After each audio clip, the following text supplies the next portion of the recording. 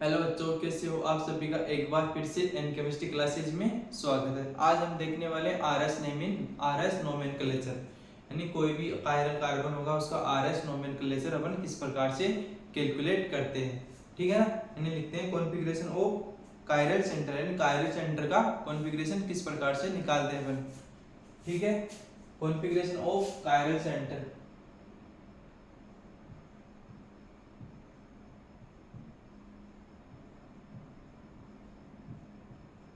Configuration of chiral centre, chiral centre का chiral centre का configuration किस प्रकार से अपन निकालते हैं। सबसे पहले देखेंगे अपन आरएस नोमेनक्लेचर। ठीक है, यानी आरएस नेमिंग। इसमें हम देखेंगे RS naming.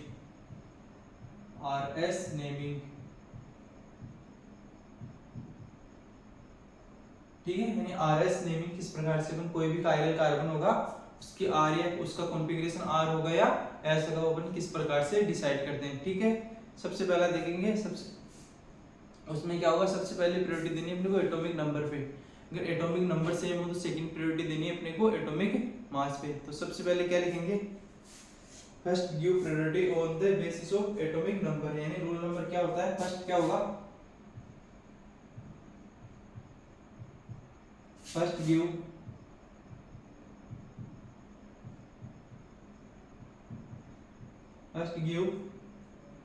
Priority on the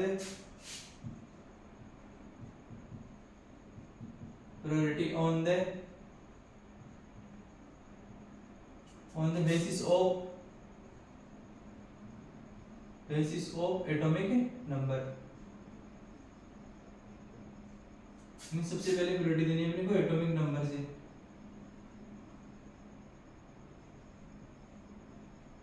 जिसका एटॉमिक नंबर जितना ज्यादा होगा उसकी प्रायोरिटी सबसे पहले होगी। यानी जिसका एटॉमिक नंबर जितना ज्यादा होगा उसको प्रायोरिटी अपन सबसे पहले देंगे। ठीक है, यानी सबसे पहले अपन एटॉमिक नंबर के बेसिस पे अपन उसको प्रायोरिटी देंगे। अब देखो एटॉमिक नंबर जैसे कार्बन हो गया, इधर लगा दिया क्लोरीन, इधर लगा दिया क्लोरीन, इधर लगा दिया ब्रोमीन और इधर लगा दिया आयोडीन। ठीक है, हम सबसे पहले किसको प्रायोरिटी देंगे, जिसका एटॉमिक नंबर जितना ज्यादा होगा। ठीक है, तो सबसे पहले प्रायोरिटी देंगे अपन एक नंबर इसको देंगे, यानी आयोडीन का एटॉमिक नंबर सबसे ज्यादा, उसके बाद सेकंड, उसके बाद थर्ड और उसके बाद फोर्थ। इस प्रकार से अपन देखेंगे इनकी प्रायोरिटी ऑर्डर, यानी जिसका एटॉमिक नंबर जितना ज्यादा होगा उसकी प्रायोरिटी उतनी ही ज्यादा होगी। ठीक है, सेकंड रूल क्या होगा,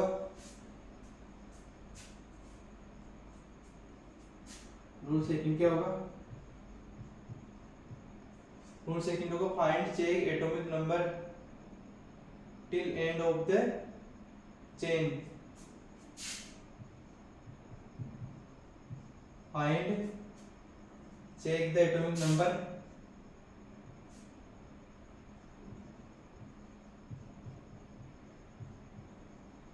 check the atomic number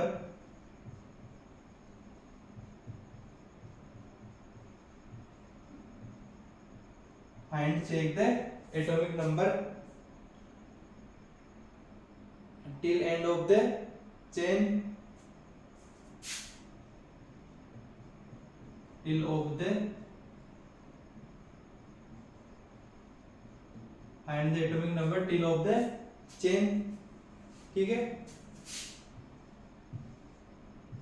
उसमें दूसरा सेकंड क्या होगा, if same then give priority on the basis of the atomic mass। if same the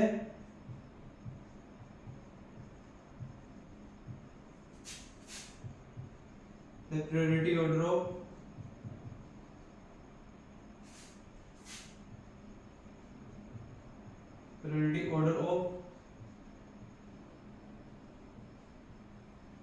atomic mass.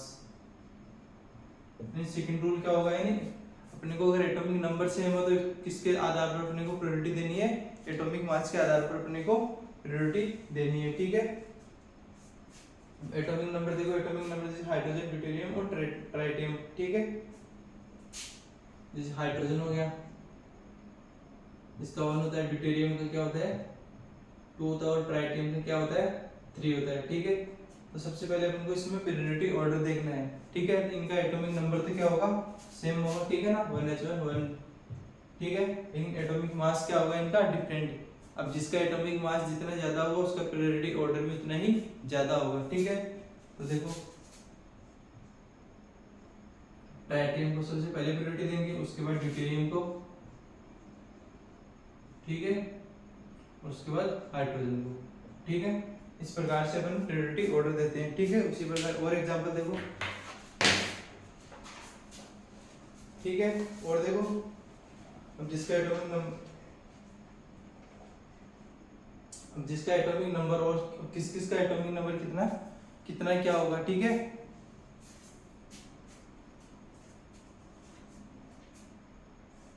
उसी प्रकार जैसे हाइड्रोजन का सबसे ज्यादा होगा, सबसे कम होगा हाइड्रोजन का,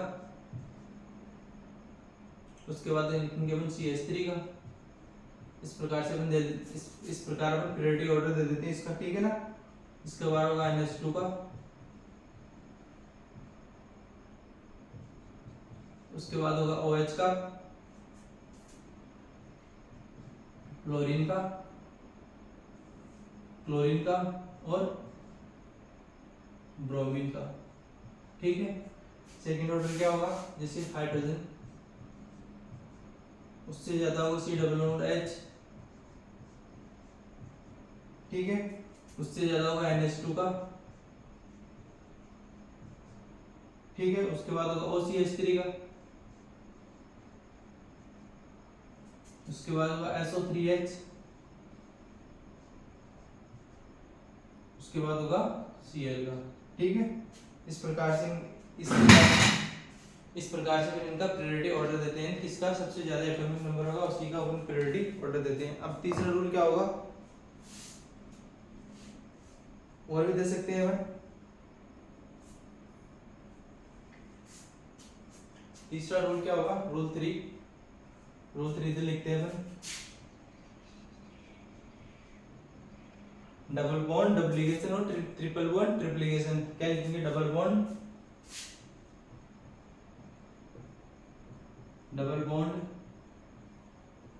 डुप्लीकेशन,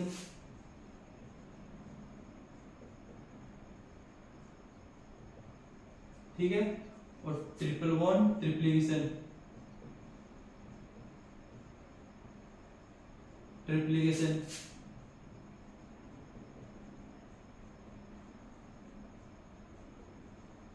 डबल बॉन्ड डुप्लीकेशन और ट्रिपल बॉन्ड ट्रिप्लीकेशन, ठीक है ना। डबल बॉन्ड को अपन लिखेंगे डुप्लीकेशन और ट्रिपल बॉन्ड होगा तो उसको लिखेंगे ट्रिप्लीकेशन, ठीक है। तो देखो किस प्रकार से लिखेंगे, डबल बॉन्ड होगा तो C डबल बॉन्ड C और H, और डबल बॉन्ड होगा तो क्या होगा C डबल बॉन्ड C और H2, ठीक है ना। इस प्रकार से अपन लिखेंगे। अब डुप्लीकेशन क्या होगा, अब इसका ट्रिप्लीकेशन किस प्रकार से लिखेंगे, यानी इसको लिखेंगे कार्बन, इसके साथ कितने पाई बॉन्ड है 2 पाई बॉन्ड है, 2 पाई बॉन्ड के साथ कार्बन अटैच है, ठीक है। इसको लिखेंगे फिर से कार्बन, इसको लिखेंगे फिर से कार्बन। इस कार्बन के पास में कितने कार्बन है, इसके पास में भी 3 कार्बन है, 2 कार्बन है और एक हाइड्रोजन। इसी प्रकार इसके बाद देखो इस कार्बन के पास एक बॉन्ड तो एक कार्बन, और इसके पास एक बॉन्ड तो एक कार्बन, ठीक है, हाइड्रोजन और हाइड्रोजन, ठीक है, यानी हाइड्रोजन और हाइड्रोजन, ठीक है। इसको बोलते हैं प्योर एटम, इसको बोलते हैं प्योर एटम, और इसको बोलते हैं फैंटम एटम, एटम। डुप्लीकेशन और ट्रिप्लीकेशन से बनेगा जो एक तो होगा उसमें प्योर एटम और एक होगा पेंटम एटम, है ना।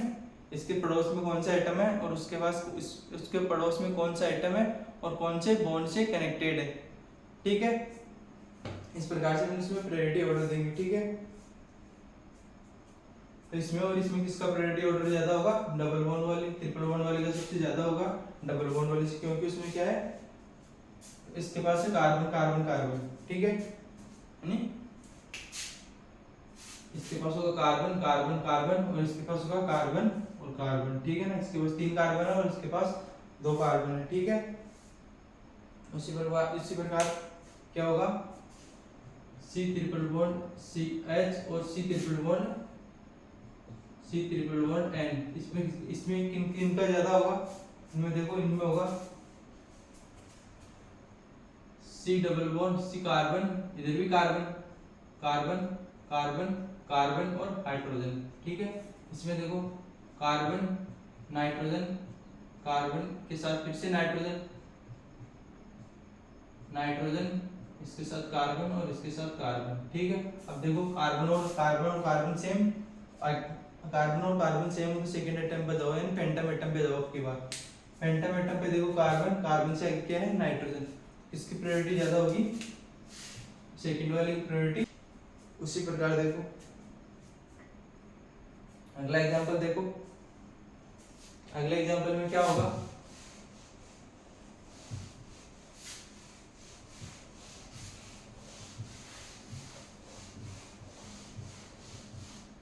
अगले एग्जांपल में होगा जैसे C ट्रिपल बॉन्ड C और H, ठीक है, यानी C ट्रिपल बॉन्ड CH और इसमें किसका ज्यादा होगा,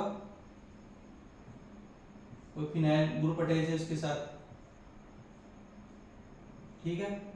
इनका प्रायोरिटी ऑर्डर क्या होगा, ठीक है ना, यानी इनका प्रायोरिटी ऑर्डर किस प्रकार से चेक करेंगे अपन, ठीक है। अब देखो इसको ओपन करके लिखो,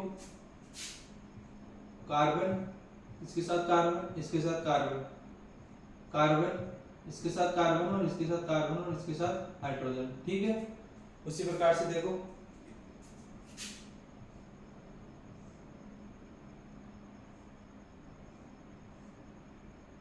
ठीक है ना, इसके साथ भी क्या होगा, कार्बन से कार्बन अटैचमेंट है, ठीक है। यानी ये कार्बन होगा, इसको अपन कार्बन लिखते हैं, इसको भी कार्बन लिख देते हैं, इसको भी कार्बन, इसको भी कार्बन, इसको भी कार्बन और इसको भी कार्बन, इसके साथ कार्बन लगा हुआ है, ठीक है, इनके साथ कार्बन लगा हुआ है, ठीक है ना। इस प्रकार से अपन क्या लिखते हैं, इनके इनमें से भी किसकी ज्यादा होगी, सेकंड वाले की प्रायोरिटी ज्यादा होगी फर्स्ट वाले से, ठीक है। इसी प्रकार और देखो रूल नंबर 4 देखो,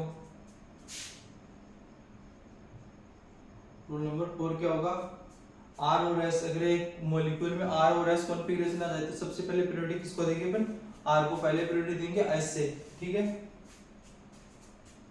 आर को पहले प्रायोरिटी देंगे अपन एस से, ठीक है।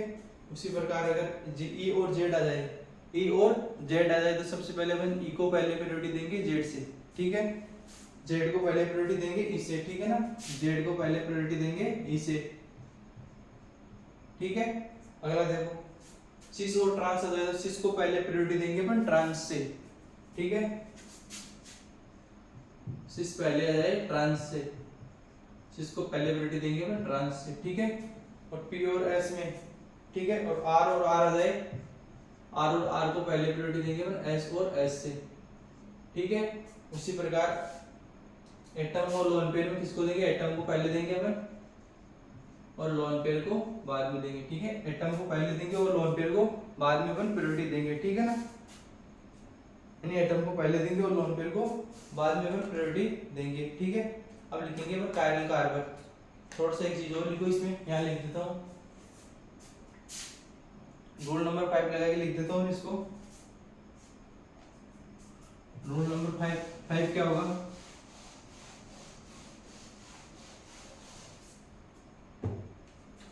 इसको रूल नंबर 5 मानिए, रूल नंबर 5 माना है, क्या माना, टू एटम चेंज, अब if two atom are position change, क्या लिखेंगे, if two atom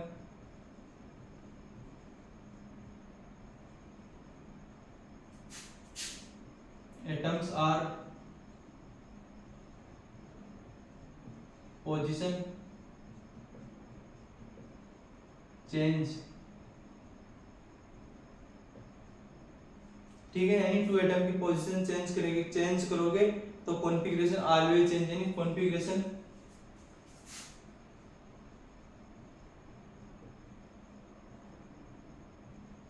configuration always change, always change. अगर दो एटम की अपन ने पोजीशन चेंज की तो कॉन्फ़िगरेशन क्या होगा उस मॉलिक्यूल का, चेंज हो जाएगा, ठीक है। और क्या होगा, if 3 atoms are position change, configuration does not change, यानी 3 एटम की पोजीशन चेंज की अपन ने तो कॉन्फ़िगरेशन क्या रहता है, कॉन्फ़िगरेशन ऑलवेज सेम रहता है, ठीक है। कॉन्फ़िगरेशन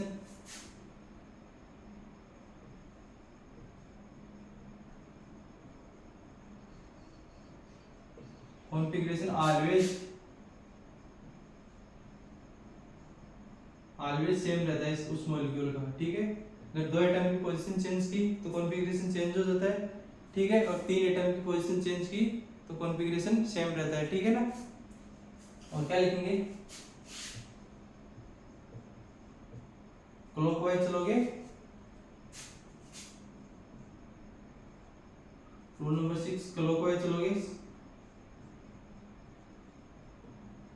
कॉन्फ़िगरेशन आर होगा। और एंटी क्लॉकवाइज चलोगे तो क्या होगा,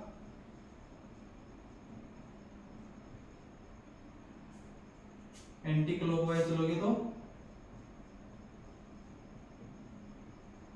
उसका मॉलिक्यूल का कॉन्फ़िगरेशन होगा एस, यानी क्लॉकवाइज चलोगे तो उस मॉलिक्यूल का कॉन्फ़िगरेशन होगा आर, और एंटी क्लॉकवाइज चलोगे तो उस मॉलिक्यूल का कॉन्फ़िगरेशन होगा एस, यानी आर और एस में, ठीक है। यानी क्लॉकवाइज होगा तो आर, एंटी क्लॉकवाइज होगा तो एस, ठीक है। अब देखो रूल नंबर 7, अगर फोर्थ प्रायोरिटी हॉरिजॉन्टल आ गई, ठीक है। अगर फोर्थ प्रायोरिटी हॉरिजॉन्टल आ गई तो ठीक है, तो मॉलिक्यूल को तो अगर फोर्थ प्रायोरिटी क्या होगी, इफ फोर्थ प्रायोरिटी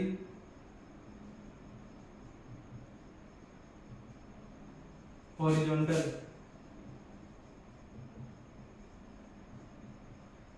इफ अगर फोर्थ प्रायोरिटी क्या हो, हॉरिजॉन्टल हो, ठीक है, तो क्लॉकवाइज होगा एस और एंटी क्लॉकवाइज होगा आर, ठीक है। देखो क्लॉकवाइज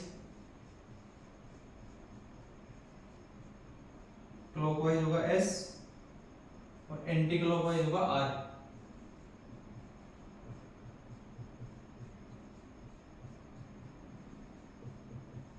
एंटी क्लॉकवाइज होगा आर, यानी फोर्थ प्रायोरिटी के हॉरिजॉन्टल हो तो होगी तो क्लॉकवाइज होगा एस और एंटी क्लॉकवाइज होगा आर, ठीक है। अब आगे देखते हैं कि एग्जांपल है, एग्जांपल किस प्रकार से किस प्रकार के इसके एग्जांपल आते हैं, ठीक है।